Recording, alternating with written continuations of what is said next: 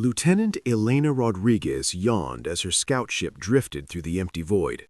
Patrol duty at the edge of human space, where absolutely nothing happened ever, was about as exciting as watching paint dry in slow motion. "Alert! Anomalous energy signature detected," chirped the ship's AI in its insufferably cheerful voice. "Oh joy, probably another rogue comet," Elena muttered, straightening in her chair.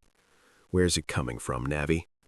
"Planet designation XJ42, approximately 0.3 light hours from current position." Elena frowned. XJ42 was uninhabited, or at least it was supposed to be. "Show me." The view screen flickered, displaying a small bluish-green world. The energy readings were concentrated on the northern continent. "Well, it's not like I have anything better to do. Set course. Standard approach." "Course set. Arrival in 22 minutes, Navi responded. Elena stretched her arms above her head. "Maybe it'll be space pirates, or lost alien civilization, or most likely a sensor malfunction that'll have me filing paperwork for weeks." As her ship entered orbit, Elena's sarcasm evaporated. The thermal imaging showed two distinct groups of heat signatures. One cluster was stationary, inside what appeared to be a small outpost. The other was moving in disciplined formation surrounding the structure. "Navi, magnify Sector 4. What she saw made her blood freeze. The moving heat signatures belonged to tall reptilian creatures in gleaming armor. The Vaxcori. A species humanity had only observed from a distance, known for their territorial expansion. They were dragging smaller figures out of the outpost. Talarians, Elena realized with a shock. The peaceful insectoid researchers were known throughout this sector for their advanced biological sciences. "Are they surrendering?" Elena whispered, watching the Talarian dropping to their knees and antennae flat against their heads in their species' universal gesture of submission. The Vaxcori response was immediate and brutal. Plasma fire erupted from their weapons, cutting down the kneeling scientists without hesitation. "Navi, record everything, maximum resolution," Elena ordered, her voice tight, "and get me a secure channel to command." "Unable to establish secure connection, signal jamming detected." "Damn!" Elena's hands hovered over her weapons console. Scout ships carried minimal armaments, enough to deter pirates, not engage a military force. Intervention would be suicide.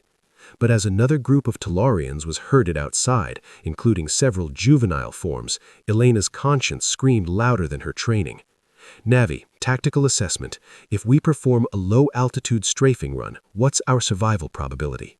"Calculating. 17.3% chance of successful intervention and escape." "Those are terrible odds." Elena laughed hollowly. "I love terrible odds." She plunged her ship into the atmosphere, engines howling in protest. The element of surprise gave her one good run, her pulse cannons cutting through the Vaxcori rear guard, scattering their formation. Several Talarians escaped into the nearby forest during the chaos. But the Vaxcori recovered quickly, returned fire, tracked her ship, alarms blaring as her port stabilizer took a direct hit. "Well, that went about as well as expected," Elena growled, wrestling with the controls as her ship lurched sideways. "Navi, emergency extraction, full burn." The ship screamed upward, trailing smoke. Vaxcori cruisers turned to pursue, but Elena had one advantage. Scout ships were fast. Even damaged, she outpaced them, breaking orbit as vessel warnings reached critical levels. Damage assessment. Life support at 64%, engines at 41%, hull integrity compromised in 3 sectors, estimate 7.2 hours of flight capability remaining. Elena checked the navigation system. The nearest human outpost was 6.9 hours away. "Huh, looks like I might actually survive to file the paperwork after all," she said, trying to ignore the trembling in her hands as the footage of the massacre continued to play on her secondary monitor. The Vaxcori would pay for this, somehow. "This footage is confirmed authentic?" Admiral Chen asked, her face ashen as the recording ended. "Yes, ma'am, witnessed and recorded personally." The briefing room and orbital command had fallen silent. Military officers, intelligence analysts, and diplomatic corps representatives stared at the screen in horror. The systematic execution of surrendering Talarium played an endless loop in their minds. "Barbaric," muttered General Okafor. "Absolutely barbaric." "We need to bring this to the Galactic Confederacy immediately," said Ambassador Khatri, already typing furiously on her datapad. "This violates at least 7 interstellar treaties." 3 days later, Elena watched from the back of the Confederacy's Grand Chamber as her footage played before representatives of 200 species. Her optimism faded as she observed their reactions, or rather, their lack of reaction. "As you can see," Ambassador Khatri concluded, "this unprovoked attack on a peaceful research outpost demands immediate Confederacy intervention. The Talarians were non-combatants who had surrendered."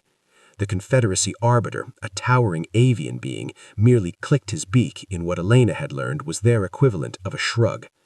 "The Vax-Cori delegation wishes to respond," he announced. A reptilian diplomat rose, its scales shimmering under the chamber lights. "These cleansing operations are a matter of Vax-Cori security.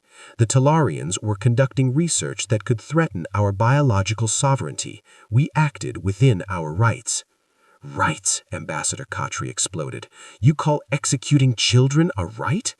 Murmurs rippled through the chamber. But Elena noticed something disturbing. The murmurs weren't of outrage, they were of annoyance at Khatri's emotional display. The arbiter tapped his ceremonial staff. "The Confederacy has long maintained a policy of non-interference in local disputes." "Local disputes," Elena couldn't stop herself from speaking out. "This wasn't a dispute, it was a massacre." The arbiter fixed her with a cold stare. "Lieutenant Rodriguez, you are here as a witness, not a diplomat." The Vax-Cori diplomacy mouth stretched into what might have been a smile. "Perhaps the humans do not understand how the galaxy functions. Strong species protect their interests, weak species make way." Elena watched in disbelief as numerous representatives nodded in agreement. Ambassador Khatri tried again. "Are you saying the Confederacy knowingly permits genocide?"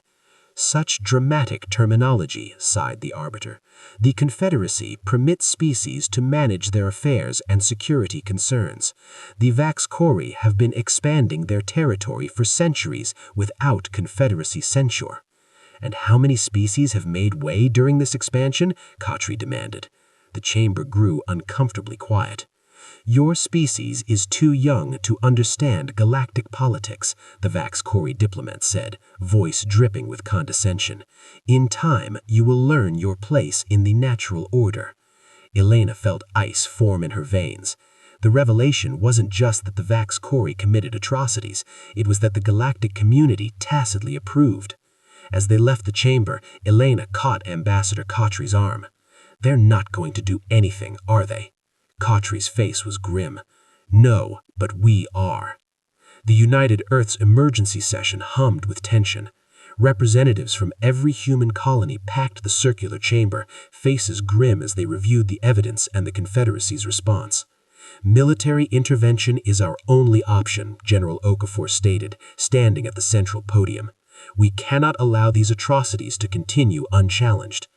Secretary of State Alvarez shook his head. "The Vax-Cori possess technology centuries beyond ours. Their empire spans dozens of systems. This would be suicide." "So we just watch them slaughter innocent species?" Elena asked from her position at the witness stand. "With all due respect, that's cowardice." Admiral Chen raised her hand. "Lieutenant Rodriguez, while I admire your passion, we must consider the strategic realities." Director Park of Intelligence Services stepped forward, activating a holographic display. "New information has come to light. The Vax-Cori have been systematically expanding for over 3 centuries. They've absorbed or displaced at least 7 known spacefaring species." Displaced. The euphemism hung in the air like poison. "Our analysis suggests the Talarians were targeted because their medical research threatened Vax-Cori biological warfare advantages," Park continued. "And humanity may be next on their list. Our genetic adaptability poses a similar threat." Ambassador Khatri's voice was cold as she added, "The diplomatic corps has made a disturbing discovery. Several minor species have mysteriously gone extinct within Confederacy space over the past decade. All had territories adjacent to Vax-Cori expansion zones." President Mbeki, who had been listening silently, finally stood. "Throughout Earth's history, we've seen this pattern before. One group decides another is beneath consideration, expendable, and good people stand by, telling themselves it's not their problem. The chamber fell silent. We've learned this lesson in blood, she continued.